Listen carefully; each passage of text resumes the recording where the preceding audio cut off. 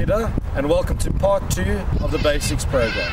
Last week we spoke about the grip, and this week, as you can see by all the lines on me, we're going to be talking about a very important thing, and that is alignment.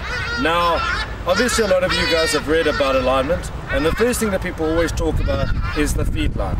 But there are 3 other very important lines that you guys have to bear in mind when lining up. And as you can see by my strange outfit, I've got a line for my knees, my hips, and my shoulders. So what I'm going to do today is I'm going to show you the correct alignment procedure and how all the lines are parallel to one another. And the second thing I'm going to show you is 2 common cheats that I see when giving lessons. So first of all, I'm going to show you correct setup. Now, as you'll see, I've drawn my 2 target lines on the floor here. Okay, one for the ball to target line and the other one parallel left of it, which is for my body line.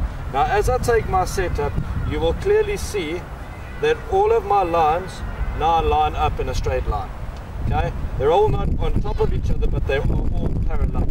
Okay, now the second thing is, when guys come to line up, I often see this. The first one is aiming left, and they look at their feet and they go, my feet are fine, so therefore I'm aligned correctly. As you'll see here, my feet are lining up correctly with the line on the floor. But as you'll see, as I put the club down, my shoulders and my hips are now way open. Okay? So that's the first cheat I see. So don't mind the feet.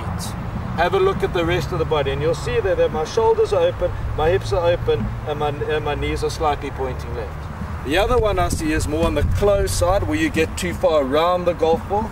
As you'll see here, I walk in, I put the club down, my feet again are perfectly square to the line on the floor, but as you can clearly see, I am shut, everything pointing to the right. So don't be fooled by what your feet are telling you. Make sure that your shoulders, your hips and your knees are also parallel to the line on the ground. Hope that helps. See you next week.